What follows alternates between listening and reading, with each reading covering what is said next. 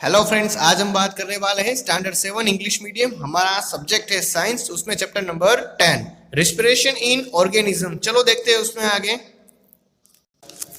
Respiration इन organisms. अब क्या होता है कि एक बार है ना, बूझो है वो बहुत ही ज्यादा वेटिंग कर रहा था अपने ग्रैंड पेरेंट्स का, ठीक है, यानी कि दादा और दादी का। तब क्या होता है कि उसके जो दादा दादी है ना, वो बाई बस बूजो और पहेली के घर पे आ रहे थे, ठीक है।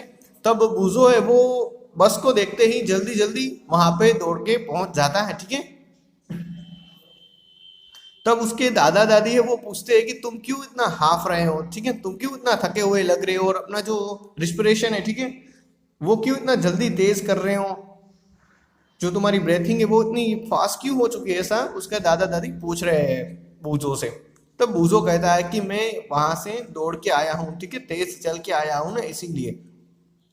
तो बूजो के इस क्वेश्चन में, इस आंसर में ये क्वेश्चन छुपा हुआ है कि हम जो सांस लेते हैं, जो ब्रीथिंग करते हैं, ठीक है, वो क्यों करते हैं, ठीक है, और ये रिस्पिरेशन है वो क्या है। ओके, तो चलो देखते हैं वहीं कि व्हाई डू वी रिस्पायर, ठीक है। हम रिस्पायर मतलब कि हम श्वास है वो क्यों लेते हैं। रिस्पिरेशन का मतलब ही होता है श्वास लेना और छोड़ना। ओके, चलो देखते हैं उसमें। हमने चैप्टर 2 में देखा है कि जो भी जितने भी ह्यूमंस है, ठीक है, जितने भी ऑर्गेनिजम्स है, माइक्रो ऑर्गेनिजम्स, वो क्या करते हैं कि वो अपना जो लाइफ है वो अपने सेल के ऊपर डिपेंडेंट रहते हैं, ठीक है। यानी कि जितना भी हमारा बॉडी स्ट्रक्चर है वो टोटली डिपेंड किसके ऊपर रहता है, तो जो हमारे बॉडी के सेल होते हैं, ठीक है, छोटे छोटे सेल, उसके ऊपर डिपेंड रहते हैं। हमें कोई भी वर्किंग करने के लिए जितनी भी एनर्जी चाहिए, ठीक है, वो हमें सेल से ही मिलती है।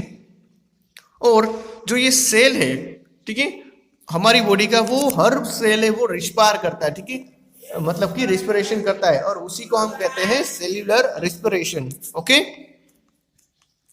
हमारी बॉडी का ईच एंड एवरी सेल है वो रिस्पायर करता है, और ये जो प्रोसेस है ना, उसी को हम कहते हैं सेल्यूलर रिस्पिरेशन, ठीक है। तो ये सेल्यूलर रिस्पिरेशन है वो क्यों होता है, क्योंकि अगर हमारे सेल है उसको उसको ऑक्सीजन मिलेगा तो वो क्या होगा कि उसी ऑक्सीजन के थ्रू वो जो भी हमारे फूड है, ठीक है, उसको अच्छी तरह से तोड़ेगा, ठीक है, और उस तोड़ने के बाद वहां से एनर्जी निकलेगी, पानी निकलेगा और कार्बन डाइऑक्साइड निकलेगा, ठीक है, CO2 निकलेगा।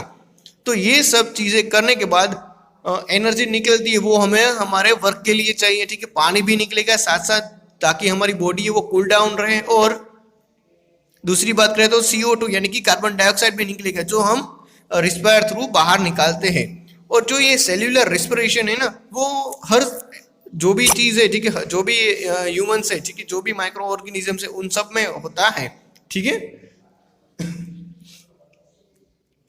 तो अब देखते हैं हम आगे के cells of all organisms. Okay, उसमें हमने देख लिया था कि किस तरह से सेल्यूलर रिस्पिरेशन होता है।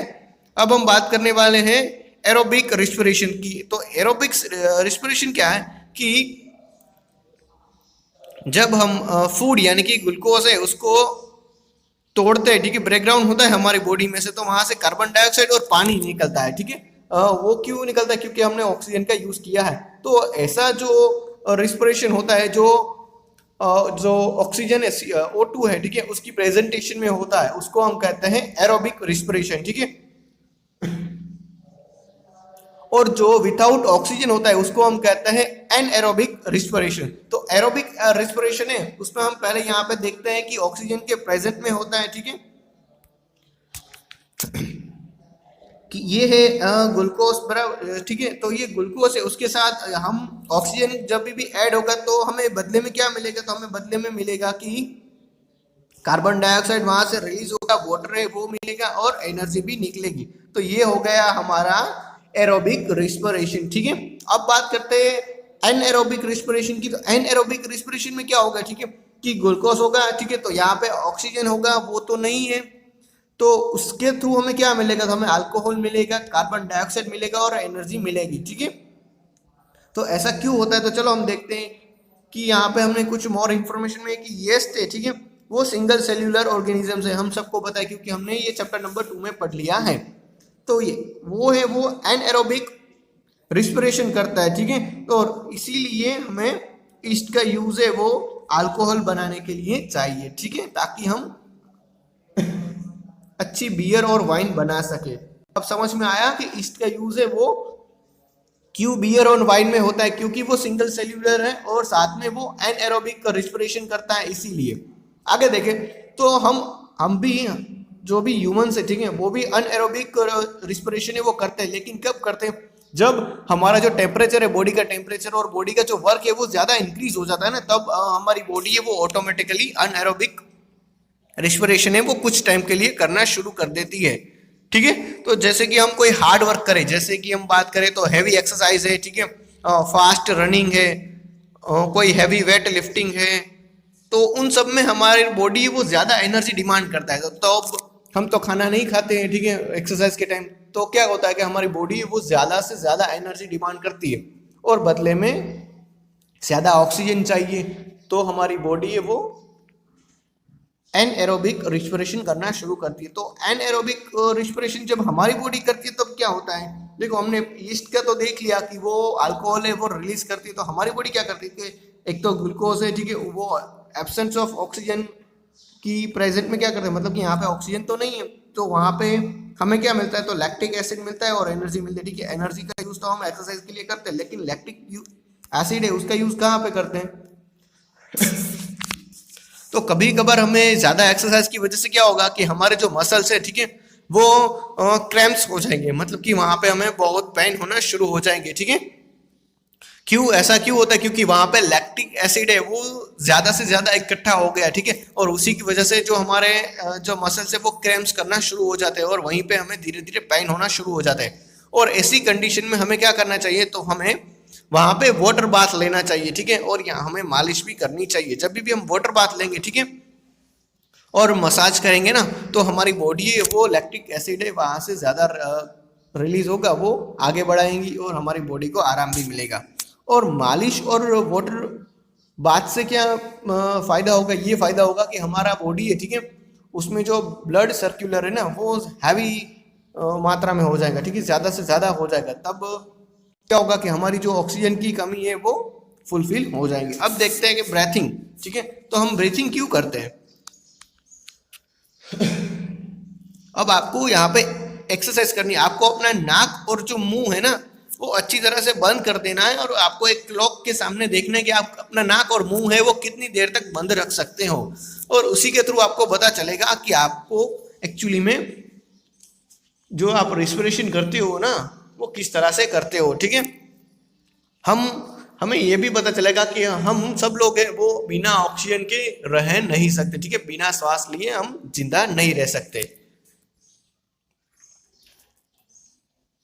चलो अब देखते हैं कि ये जो ब्रीथिंग है उसका मीनिंग क्या है। ब्रीथिंग का मतलब क्या होता है कि ऑक्सीजन को लेना और कार्बन डाइऑक्साइड को छोड़ना, ठीक है, दो प्रोसेस एक ही में होती है, उसी को हम कहते हैं ब्रीथिंग। ब्रीथिंग का मतलब क्या होगा कि ऑक्सीजन को अंदर लेना और कार्बन डाइऑक्साइड को बाहर छोड़ना।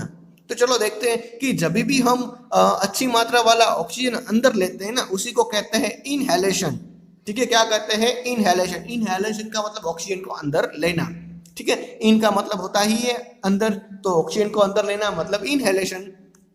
और जब कार्बन डाइऑक्साइड को हम बाहर छोड़ते हैं, ठीक है, रिलीज करते हैं, उसको कहते हैं एक्सहेलेशन। ओके, तो आपको ये दोनों समझ में आ गए कि ब्रीथिंग में दो चीजें होती है, ऑक्सीजन को अंदर लेना, कार्बन डाइऑक्साइड को बाहर छोड़ना, उसी को हम कहते हैं इनहेलेशन और एक्सहेलेशन। इन का मतलब अंदर, एक्स का मतलब बाहर। तो अब आपको क्या करना है कि जब भी आप अपना नाक है वो बंद करते हो, नाक और मुंह बंद करते हो, तो तब आपको पता चलेगा कि आप है वो कितना जो रिस्पिरेशन है वो करते हो, ठीक है। जब 1 मिनट में एक पर्सन है वो अपना रिस्पिरेशन करता है ना उसी को हम कहते हैं ब्रीथिंग रेट। मतलब कि आप श्वास को लेते हो और छोड़ते हो, ठीक है, ऑक्सीजन को अंदर लेके छोड़ते हो, और आप 1 मिनट में कितना करते हो, कितनी बार करते हो, उसी को हम कहते हैं रिस्पिरेशन यानी कि ब्रीथिंग रेट। ओके, तो आपका ब्रीथिंग रेट आपको खुद को ही चेक करना है कि 1 मिनट आपको देखना है वॉच के सामने और काउंट करना है कि आपने कितनी बार ऑक्सीजन अंदर लिया और कितनी बार बाहर छोड़ा है, ठीक है।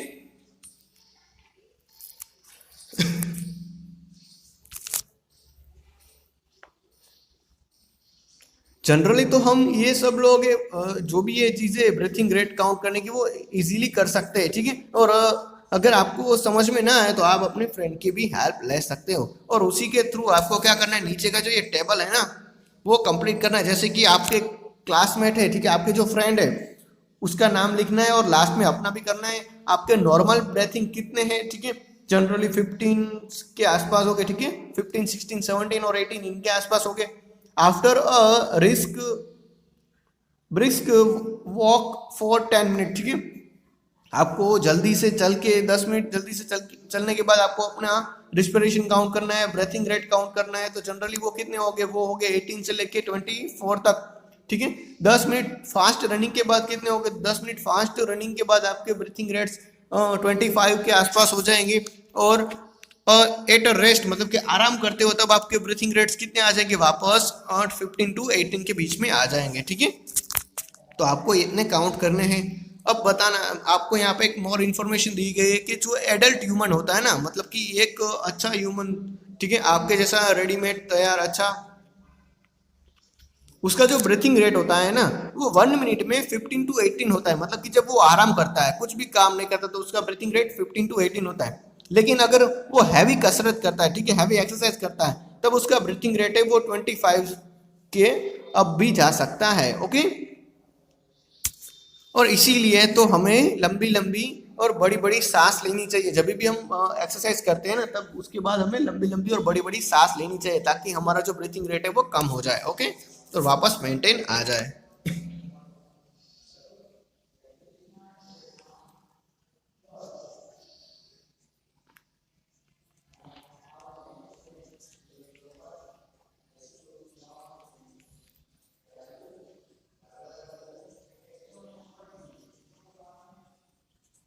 तो यहाँ पे पहली को क्वेश्चन है कि हमें बार बार यान्स क्यों आते हैं, ठीक है। तो एक सिंपल क्वेश्चन है, क्यों, एक सिंपल इसका लॉजिक है कि हमारी बॉडी में, और हमारी बॉडी को जब भी ऑक्सीजन की कमी लगती है ना, तभी हमें क्या आता है, हमें यान आता है, ठीक है। क्यों, क्योंकि यान का मतलब होता है बगासू, ठीक है। तो बगासू इसीलिए हमें आता है क्योंकि हमारी बॉडी को ज्यादा से ज्यादा ऑक्सीजन चाहिए, ठीक है। अगर हम वो नोज के थ्रू नहीं ले सकते तो हमें मुंह के थ्रू लेना पड़ता है, इसीलिए हमें यान आता है। चलो देखते हैं आगे। हाउ डू वी ब्रेथ, ठीक है, हम सांस है वो किस तरह से लेते हैं। तो जनरली यहाँ पे हमारी नसल कैविटी है, ठीक है, उसी के थ्रू लेते हैं। देखो हमारा जो नॉइज है ना उसके दो पार्ट होते हैं, ठीक है, उसी दो पार्ट को हम कहते हैं नसल कैविटी। और नसल कैविटी के थ्रू ही जो ऑक्सीजन है, ठीक है, जो एयर है, अच्छी एयर, वो हमारे लंग्स में पहुंचती है। लंग्स के बाद हमारी चेस्ट कैविटी है, वहां पे पहुंचती है, और चेस्ट कैविटी है, ठीक है, और लार्ज मस्कुलर सीट उसको हम कहते हैं डायफ्राम, ठीक है, तो वहां पे वो पहुंचती है, और वहीं उसी के थ्रू हम ब्रीथ का जो ब्रीथ है वो लेते हैं। और ब्रीथ लेने के बाद जो भी चेंजेस होते हैं, ठीक है, डायफ्राम में और रिब केज में, ठीक है, वो हमें यहाँ पे नोटिस करना है। तो चलो देखते हैं कि किस तरह से होता है। देखो जब भी हम ब्रीथिंग करते हैं ना, इनहेलेशन मतलब कि ऑक्सीजन अंदर लेते हैं, तो ब्रिक्स जो हमारे रिब्स है, ठीक है, वो क्या करते हैं, वो मूव अप होते हैं, मतलब कि बड़े हो जाते हैं। फिर क्या होता है कि डायफ्राम में वो मूव डाउन मतलब कि वो नीचे चला जाता है, ठीक है, जिसको हम कह सकते हैं उरोदर पटल, ओके।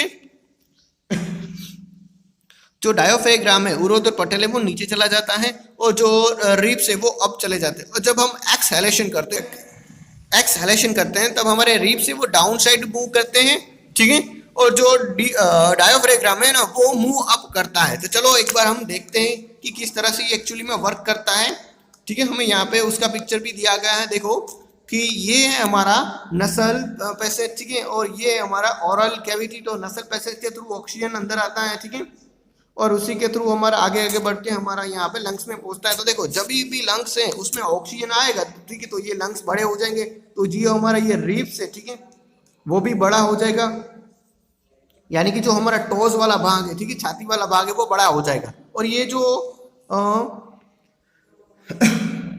डायोफ्राम है, ठीक है, वो क्या हो जाएगा, जब भी ये बड़ा हो जाएगा तो वो नीचे की तरफ चला जाएगा, ओके। और जब हमारा रिब्स है वो जो हमारा लंग्स है वो छोटा हो जाएगा, ठीक है, हम सांस को बाहर छोड़ेंगे तो ये वापस अपनी मोर कंडीशन में आ जाएगा, ठीक है, मेन कंडीशन है ना वहां पे आ जाएगा, ओके। तो इस तरह से हमें देखना है कि हमारी बॉडी वो किस तरह से वर्किंग करती है। और हमें स्पेशली बात करें तो हमें स्मोकिंग है वो नहीं करनी चाहिए, क्योंकि स्मोकिंग से हमारे जो लंग्स है ना वो बिगड़ जाते हैं और वहाँ पे कैंसर होना शुरू हो जाते हैं। तो इसीलिए हमें स्मोकिंग को अवॉइड करना चाहिए। तो बच्चों, आप अपनी जो लंग्स है उसको बड़ा छोटा करने की गेम में तो नहीं पड़ गए हो ना अभी, ठीक है? क्योंकि मुझे लगता है कि आप चेक करने गए होंगे कि क्या हमारे लंग्स है वो सचमुच में, जो हमारे रिब्स है वो सचमुच में बड़े और छोटे होते होंगे। तो आप उसी कंपटीशन में तो आगे नहीं बढ़ गए हो ना, तो उसको जल्दी से बंद करके वापस यूनिटी में आ जाओ। अब क्या होता है, हमारा जो नॉइज है, ठीक है, हमारा जो नोज है ना उसमें अच्छी तरह से गॉड ने कई सारी फैसिलिटीज को प्रोवाइड किया है। क्योंकि देखो अभी जो एटमॉस्फेयर है ना वो बहुत ही पोल्यूटेटेड हो चुका है, ठीक है? उसमें हम स्मोक है, डस्ट है, ठीक है, पॉल्यूएंट्स है, वो लेते हैं हमारी जो भी एयर है, ठीक है, उन सब में ये मिक्स हो चुका है। तो हमें उसी एयर को नोज के थ्रू अंदर लेना पड़ता है, ठीक है, क्योंकि उसी में ऑक्सीजन प्रेजेंट होता है। तो ऐसी सारी चीजें हैं, ऐसा सारा कचरा है वो हमारी बॉडी में ना जाए ना, तो इसीलिए पहले तो हमारे नोज में छोटे छोटे बाल है, ठीक है, ताकि वो कचरे को वहीं पे रोक सके। फिर हम जब आगे बढ़ते हैं ना, ठीक है, तो अगर ऐसा कचरा फिर भी हमारे नाक के थ्रू वहां पे नहीं रुका है, वो आगे बढ़ गया है ना, तो हमें छींक आती है, ठीक है, स्नीज आती है। तो यही स्नीजिंग है, वो क्या करती है कि स्नीजिंग का काम ही यही है कि जो भी कचरा है, जो भी डस्ट है वो हमारी बॉडी के अंदर आ चुका है, तो उसको बाहर निकालने का काम है। तो अभी कोरोना वायरस चल रहा है ना बच्चों, तो आपको टेक कर ये रखनी है कि आप जब भी आपको छींक आए, स्नीजिंग आए ना, तो अपने नाक है, अपने मुंह है ना, उसको अच्छी तरह से ढक देना है, बंद कर देना है, ठीक है, ताकि दूसरे किसी लोगों को प्रॉब्लम ना हो। और मैंने आपको पूरी की पूरी जो प्रोसेस है वो बताई है कि किस तरह से ये चीज़ें होती है, ठीक है, इनहेलेशन और एक्सहेलेशन में। तो इनहेलेशन और एक्सहेलेशन का यहीं पे आपको नाम लिखना है, ठीक है, कि आपके फ्रेंड से उसको इनहेलेशन का टाइम कितना लगता है, एक्सहेलेशन का टाइम कितना लगता है, और उन दोनों के बीच में कितना है। जैसे कि किसी को इनहेलेशन है वो 2-3 सेकंड में होता है, ठीक है, और जब उसका एक्सहेलेशन होता है वो 4-5 सेकंड में होता है। तो इन दोनों के बीच का टाइम कितना हो गया, 2 से लेके 3 तक, ठीक है, ऐसा आपको लिखना है। और आपको ये भी मेजर करना है, मान लो कि आपको इस टेबल में ये भी मेजर करके आपके अपने फ्रेंड है, ठीक है, यहाँ उसका नाम लिखना है इनहेलेशन के टाइम, मतलब कि जब भी वो सांस लेता है, ठीक है, तो उसकी जो साइज ऑफ चेस्ट है, मतलब कि उसकी जो छाती की साइज है वो कितनी है।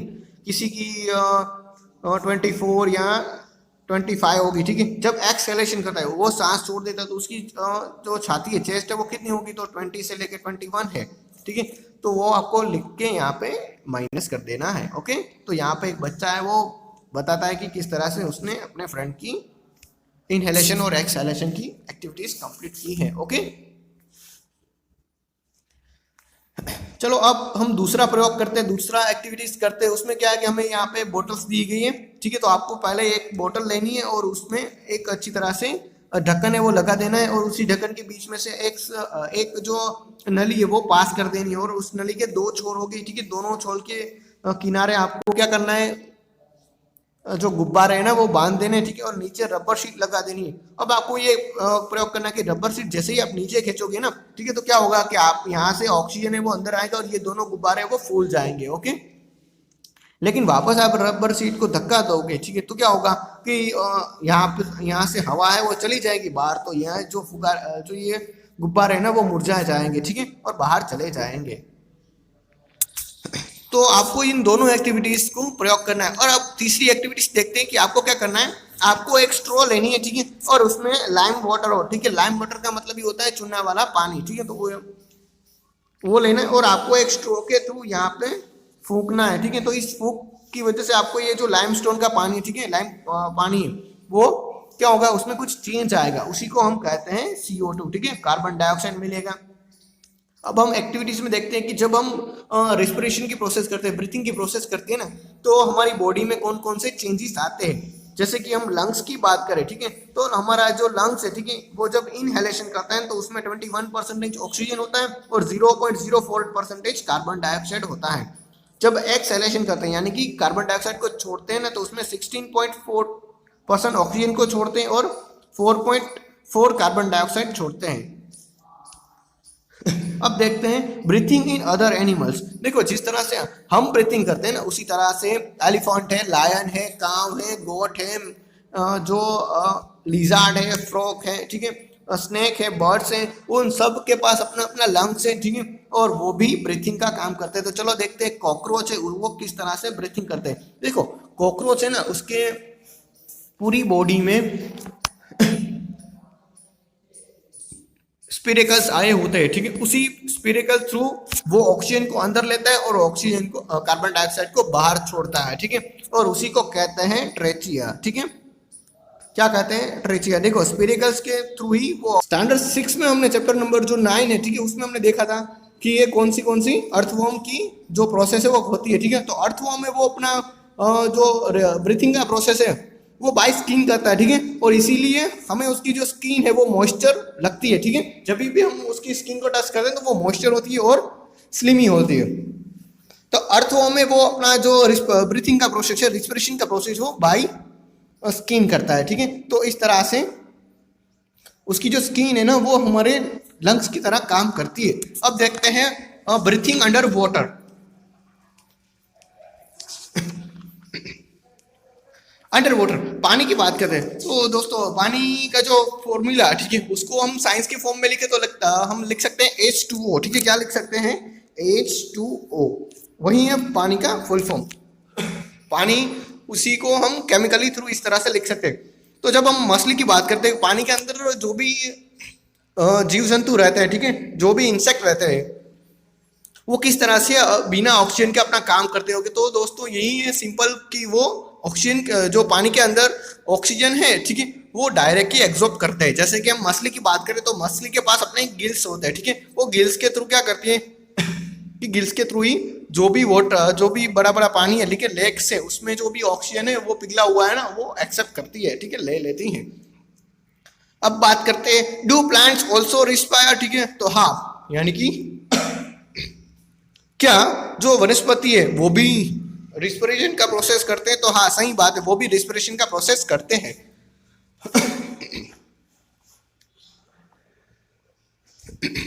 जैसे कि हम बात करें तो देखो पहले हम बात करेंगे कि जो ट्री है पूरा वो उसके हर सेल है वो हमारी तरह डिफरेंट डिफरेंट चीजों से ऑक्सीजन है वो कलेक्ट करता है, ठीक है, वो क्यों करता है, वो जैसे कि हम है, हमारा जो रिस्पिरेशन सिस्टम है ना वो ट्री से एकदम डिफरेंट है।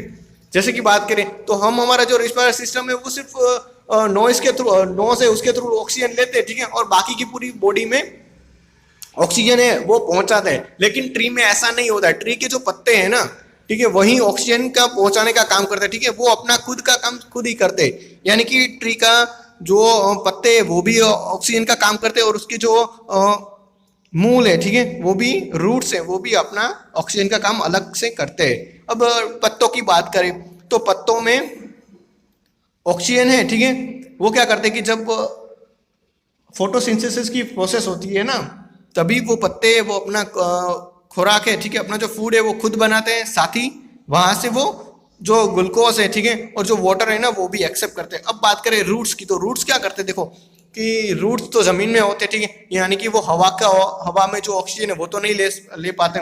तो रूट्स क्या करते हैं कि जमीन के अंदर जो भी ऑक्सीजन है, ठीक है, जगहों के बीच में जो जितना भी ऑक्सीजन है ना वो लेने की कोशिश करते हैं। और इसी तरह से ट्री में भी, प्लांट्स में भी रिस्पायर होता है, ठीक है। तो फाइनली आपको पता चल गया होगा कि हम सबको जीने के लिए रिस्पिरेशन, ब्रीथिंग का प्रोसेस है वो करना ही पड़ता है। ओके, यहाँ पे कुछ हार्ड वर्ड दिए गए हैं जैसे कि एरोबिक रिस्पिरेशन मैंने बताया था कि ऑक्सीजन की प्रेजेंट में हो तो एरोबिक, अनएरोबिक रिस्पिरेशन मतलब कि ऑक्सीजन की एब्सेंट में हो, ठीक है, ऑक्सीजन ना हो। फिर बात करें तो ब्रीथिंग रेट मतलब कि पर मिनट में हम कितनी ब्रीथिंग लेते हैं। सेल्यूलर रिस्पिरेशन मतलब कि हमारा जो हर सेल है, ठीक है, वो खुद का रिस्पिरेशन करता है, वो फिर है डायोफ्रेग्राम, ठीक है, डायोफ्रेग्राम क्या है कि वो अप डाउन होता है, ठीक है, जब भी हम रिस्पायर करते हैं तब ब्रीथिंग करते हैं तब। अब बात करते हैं एक्सहेलेशन। एक्सहेलेशन का मतलब क्या होगा कि हम कार्बन डाइऑक्साइड CO2 को रिलीज करेंगे। फिर है गिल्स, ठीक है। गिल्स का मतलब क्या होगा कि गिल्स से वो मछली में आई होती है, वो उसी के थ्रू O2 है, ठीक है, यानी कि ऑक्सीजन है, उसको अंदर लेती है। अब बात करें लंग्स, ठीक है, तो लंग्स बड़े हो जाते हैं जब भी हम ब्रीथिंग लेते हैं और छोटे हो जाते हैं जब भी हम कार्बन डाइऑक्साइड को छोड़ते हैं। अब बात करें तो इनहेलेशन का मतलब क्या होगा कि ऑक्सीजन है अंदर लेना।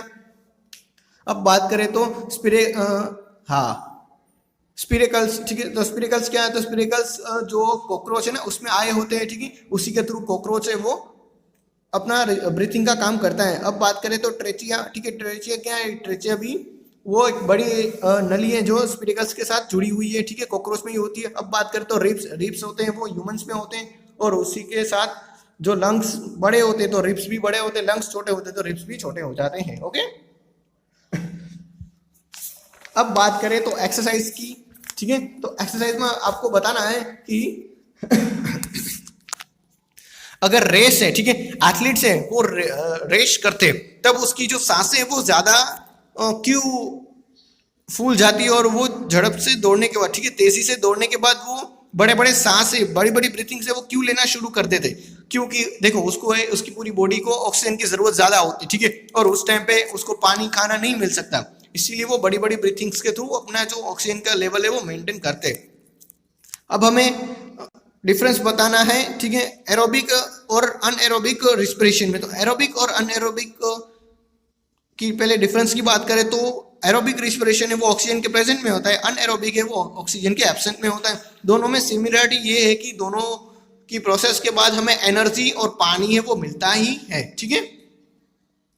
अब हमें यहाँ पे एक प्रयोग करना है दोस्तों, तो प्रयोग है जो एक्टिविटी है वो आप खुद से करने की कोशिश करना, ठीक है। यहाँ पे 3 और 4 में आए हुए हैं। अब देखते हैं एमसीक्यू में, तो एमसीक्यू में पहला एमसीक्यू देखते हैं कि पहला एमसीक्यू में आएगा स्पिरिकल्स, ठीक है, कॉकरोच में वो एयर है वो कौन सी पार्ट से एंटर होती है, तो स्पिरिकल्स में आएगा। नंबर 2 देखते हैं कि जब भी हम हैवी एक्सरसाइज करते हैं, ठीक है, तब जो हमारे मसल से वो क्रैम्प्स क्यों करने लगते हैं, तो इसका उसका रीजन क्या है, तो उसका रीजन आएगा लैक्टिक एसिड है, ठीक है।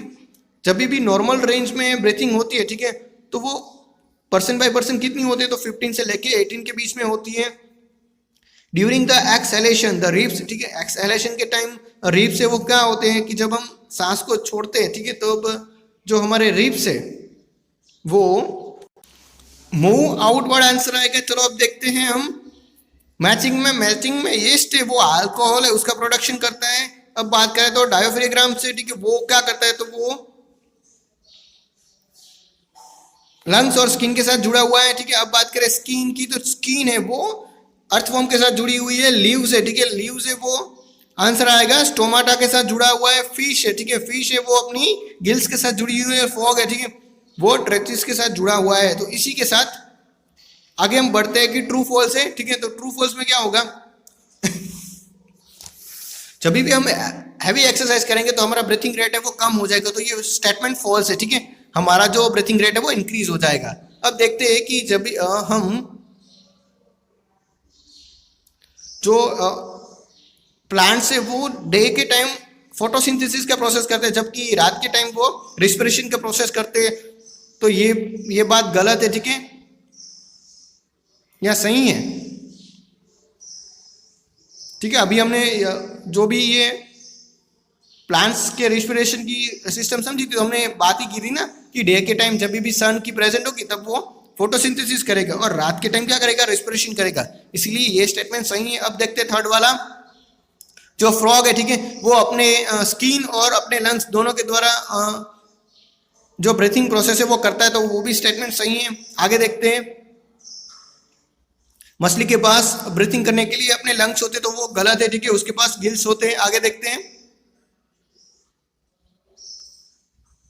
The size of chest cavity increase during the inhalation, ठीक है, जब भी हम सांस लेते हैं तो हमारी जो छाती है, ठीक है, जो हमारा उर्रस गृह है, ठीक है, वो इंक्रीज हो जाता है, तो वो सही है, ठीक है, वो इंक्रीज हो ही जाता है, सांस लेते हैं अंदर तो वो इंक्रीज हो जाता है। अब यहाँ पे एक आपको एक्टिविटीज करनी है, ठीक है, तो स्क्वायर करना है, तो अच्छी तरह से वो एक बार चेक कर लेना, ठीक है, आपको इजीली मिल जाएंगे सारे आंसर। अब देखते हैं कि माउंटेन्सर है, ठीक है, जो भी माउंटेन को क्लाइंब करते हैं ना वो अपने साथ ऑक्सीजन क्यों ले जाते हैं, क्योंकि आपको यहाँ पे 3-4 ऑप्शन दिए गए, तो पहला ऑप्शन है कि वो 5 किलोमीटर और उसके ऊपर है, वो हवा नहीं है, तो वो गलत बात है, ठीक है, उससे भी हवा है।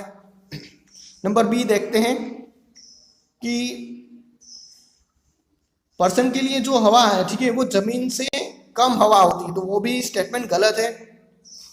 आगे देखते हैं कि जो हवा का टेम्परेचर है ना, वो जमीन के टेम्परेचर से बहुत इंक्रीज होता है, ज्यादा होता है, तो वो गलत है, ठीक है। आगे देखते हैं, हाँ ये हमारा डी वाला ऑप्शन सही है कि जो एयर प्रेशर है ना, वो ग्राउंड प्रेशर से ज्यादा होता है, इसीलिए। ओके, तो या इसी के साथ हमारा जो यूनिट है 10 वाला यूनिट वो कंप्लीट होता है। Thank you.